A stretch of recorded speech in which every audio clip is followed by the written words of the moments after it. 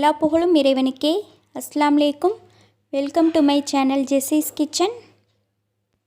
இன்றைக்கி நம்ம என்ன பார்க்க போகிறோன்னா, யூஸ்வலாக எல்லார் வீட்லேயும் பூசணிக்காயை கூட்டு, பொரியல், குழம்பு இதில் தான் போடுவோம்.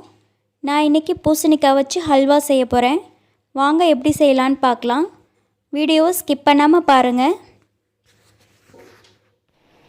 ஹல்வா செய்கிறதுக்கு நான் இந்த 2 பீஸ் பூசணிக்காய் எடுத்துக்கிறேன்.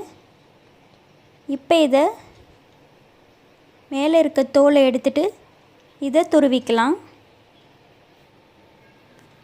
பூசணிக்காயை மேலே இருக்க தோல் எடுத்துட்டு நல்லா இந்த மாதிரி துருவி எடுத்தாச்சு. ஒரு பேனில் ஃபஸ்ட்டு 2லேருந்து 3 ஸ்பூன் நெய் போட்டுக்கிறேன். உங்களுக்கு தேவையான அளவு நீங்கள் போட்டுக்கோங்க. நெய் சூடானதும் நம்ம துருவி வச்சுருக்க பூசணிக்காயை சேர்த்துக்கலாம். பூசணிக்காயை நெய்யிலையே நல்லா வதக்கிக்கலாம். 5 மினிட்ஸ் நல்லா நெய்யிலையே பூசணிக்காய் வதங்கினதுக்கப்புறம் நம்ம காய்ச்சி ஆற வச்ச பாலை 1 கிளாஸ் ஆட் பண்ணிக்கலாம். பால்லையே பூசணிக்காயை 10 மினிட்ஸ் வேக வைக்கலாம்.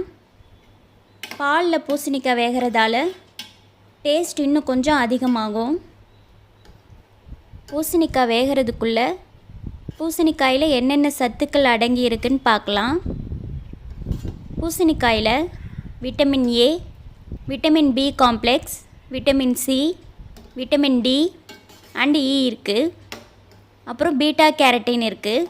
Calcium, protein, potassium, iron, phosphorus, magnesium, இதில் இவ்வளோ சத்துக்கள் இருக்குது. மஞ்சள் பூசணிக்காயில் இவ்வளோ சத்துக்கள் இருக்கிறதால வீக்லி ட்வைஸ் இந்த ஜூஸ் குடித்தா ரொம்ப நல்லதுன்னு சொல்கிறாங்க. இனிமேல் நாமளும் இந்த சத்துக்களை மிஸ் பண்ணாமல் ஜூஸ் குடிச்சிக்கலாம். பூசணிக்காய் பால்லே ஓரளவு வெந்து வந்திருக்கு. இந்த ஸ்டேஜில் நான் தேவையான அளவு சர்க்கரை போட்டுக்கிறேன். இது ரமலானில் இஃப்தாருக்கு கூட ட்ரை பண்ணலாம்.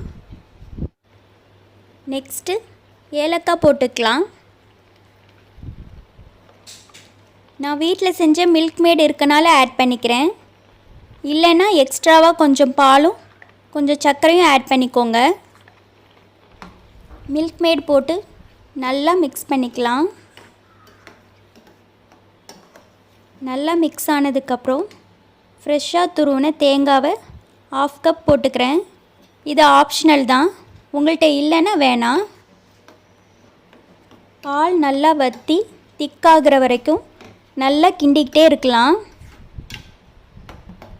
கொஞ்சம் திக்கானதுக்கப்புறம் முந்திரி திராட்சையை வறுத்து ஆட் பண்ணிக்கலாம். இதை நல்லா மிக்ஸ் பண்ணிக்கலாம். லாஸ்ட்டாக நெய் ஆட் பண்ணிக்கிறேன். பால் நல்லா வற்றி திக்காகிற வரைக்கும் கிண்டிக்கிட்டே இருக்கணும். ஹல்வா நல்லா ட்ரை ஆகி பால்லாம் வற்றி ரெடி ஆகிருச்சு.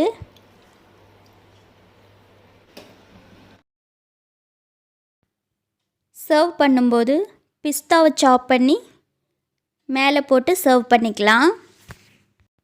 அவ்வளோதான், நம்ம ஈஸி அண்ட் டேஸ்டி பூசணிக்காய் ஹல்வா சூப்பராக ரெடி ஆகிருச்சு. வாங்க சாப்பிடலாம். இனிமேல் உங்கள் வீட்டில் பூசணிக்காய் வாங்கி வச்சா இந்த ஹல்வா ட்ரை பண்ணுங்கள்.